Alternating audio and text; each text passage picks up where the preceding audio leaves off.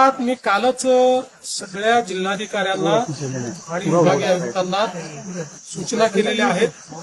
त्या ठिकाणी शेतकऱ्यांना काही डिझेल लागेल ते उपलब्ध करून द्या.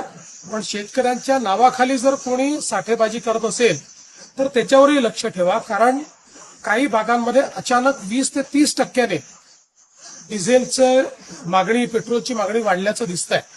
त्यामुळे दरवर्षी आपल्याला किती लागतं याची आपल्याला माहिती आहे.